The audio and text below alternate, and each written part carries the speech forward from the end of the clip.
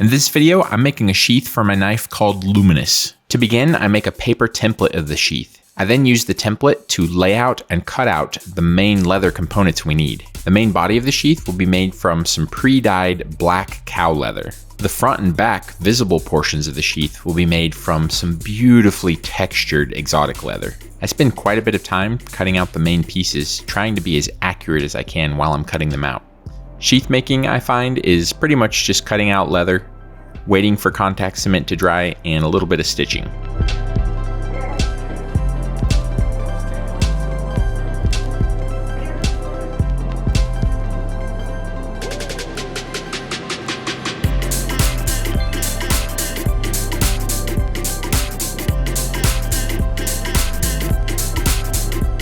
It's time to attach the inside and outside layers together. So I use contact cement covering the entire surface on both pieces.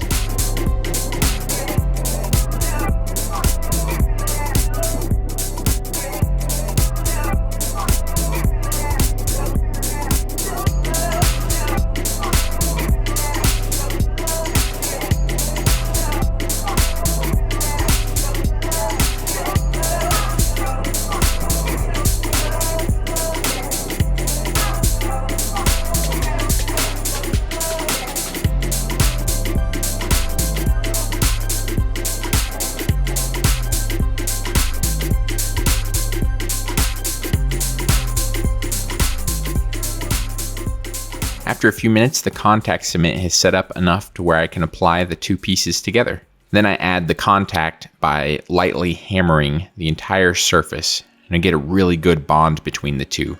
So good that if you tried to peel them apart, the leather would actually start to rip and tear.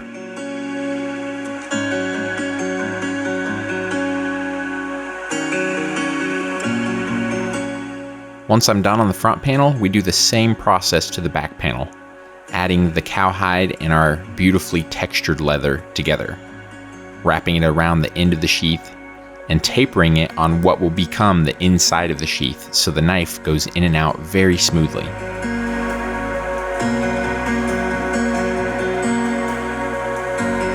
The outside leather that wraps over the end of the sheath to what becomes the inside needs to stick really well, so I rough up the surface with a 120 grit belt on the broadback. That will allow the contact cement to make a much stronger bond.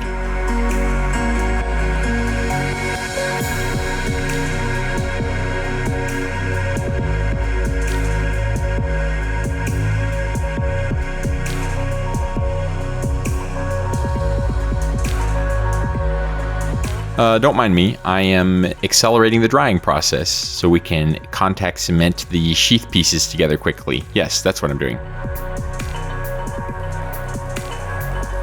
Once the contact cement is ready, you can fold the textured layer around the end of the sheath and onto the inside. Hammer it in place and then trim off the excess around the edges.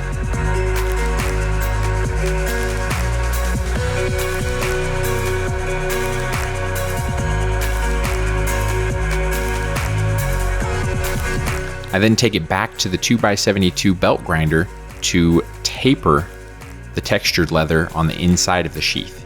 When we add all the sheath pieces together, having that tapered will look much better than if we left it untapered, and it'll make the knife go in and out of the sheath more smoothly.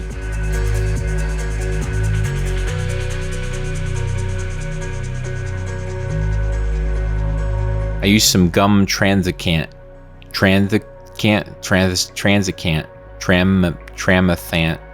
I use some gum on the inside of the sheath to smooth over the fibers from where we ground away that taper with the belt grinder.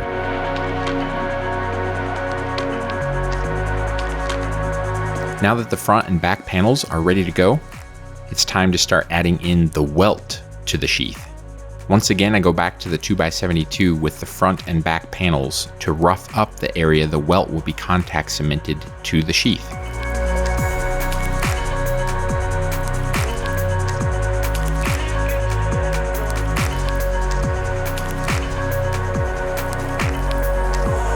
For the welt, I cut a 1/2 inch wide strip of leather that's pretty thick and go ahead and apply contact cement to it.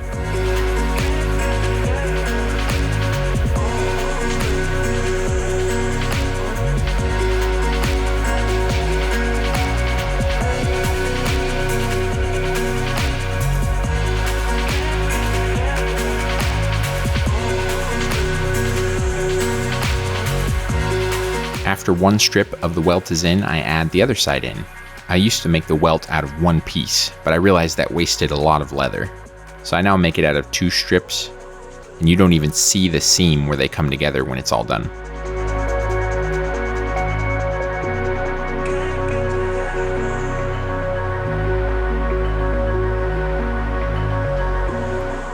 Everything fits nicely, so I run across the welt with a hammer to set the contact cement for a nice strong bond.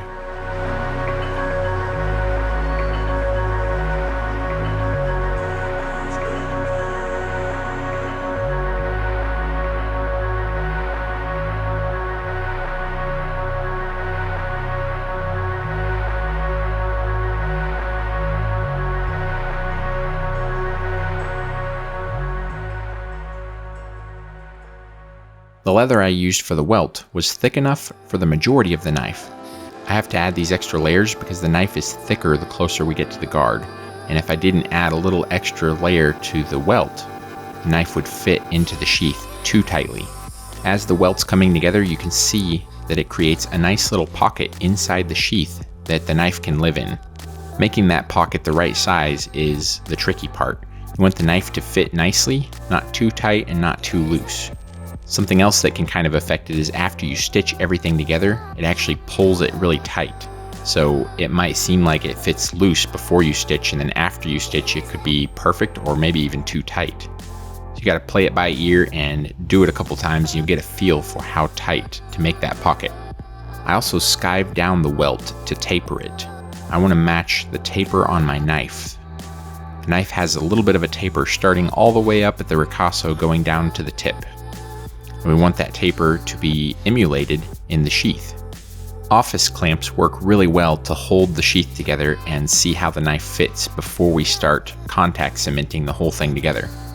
Keep in mind that at this stage, the knife should fit a little bit loose right now.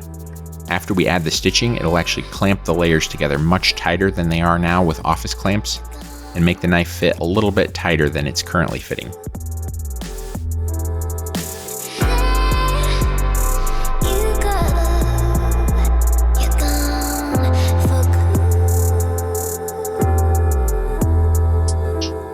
The minute that you understand that you can poke life, you can change it, you can mold it, you'll never be the same again.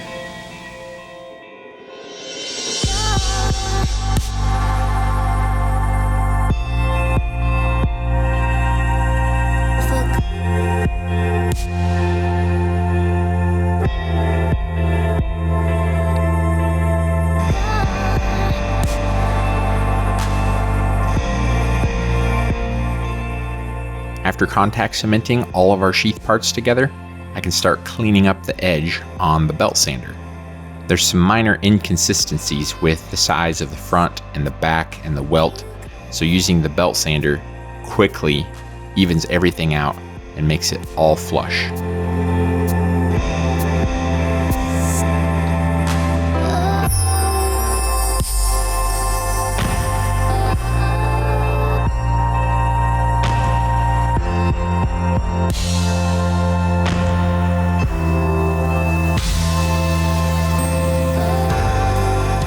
The next stage is the stitching process. I start by laying out where the stitch is going to be with a grooving tool, and that leaves just a little bit of a cut groove around the surface of the leather. Then I move on to a stitch marker that lays out how far apart each stitch will be. The stitch marker leaves a nice little indent in the leather. I can then follow those indents using a Dremel tool with a 1/16 inch drill bit set up in a small drill press assembly, and drill out all the holes for the stitching.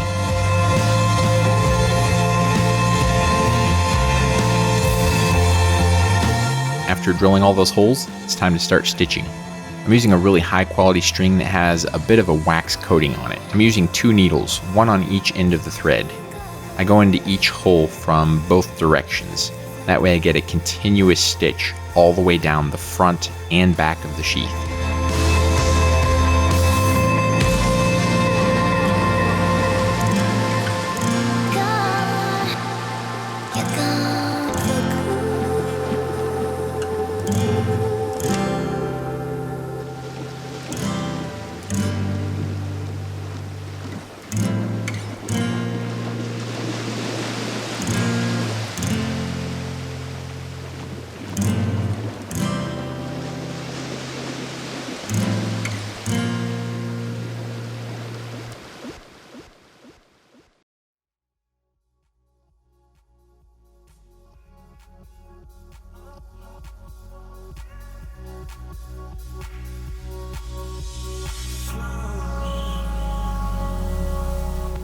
Hand stitching a sheath like this takes quite a bit of time, but it's not really too bad, and the results in the end are well worth it.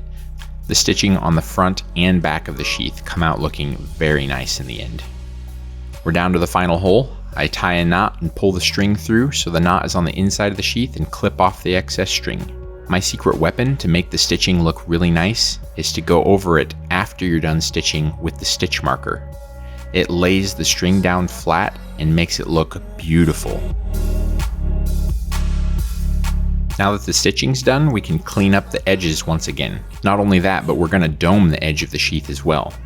It takes a little extra time, but it's well worth it, instead of just leaving the edge of the sheath flat. I think it makes the sheath look a little bit skinnier and a little bit more narrow, depending on which direction you're looking at it from. After the edge is shaped, I use a worn out 320 grit belt. I soak the edge of the sheath down with water and I lightly wet the belt as well. And then I go over the entire edge a couple of times and burnish all the little loose fibers, and it leaves a pretty smooth finish. From there, I move on to a hand tool. I'm using a small piece of white-tailed deer antler, and I again burnish the edge by hand this time. I also use a little bit of gum trag to help those fibers lay down and smooth out even more.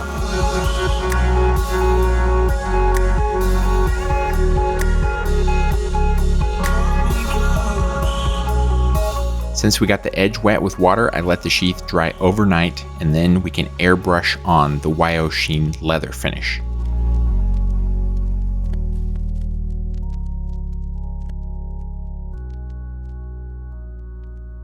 Using an airbrush is my favorite way of applying the finish. I can get a nice even coating on the entire sheath.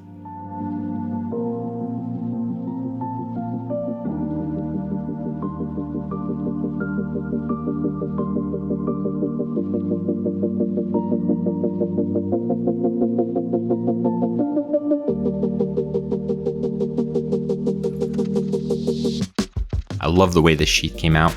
The texture on the exotic leather looks so nice, and we got the edge of this sheath super smooth. The knife also fits in the sheath beautifully. Not too tight, not too loose. It's about perfect. If you're interested in seeing more closely how I make my knives, then consider becoming a Knifemaker Plus member. Enrollment opens very soon.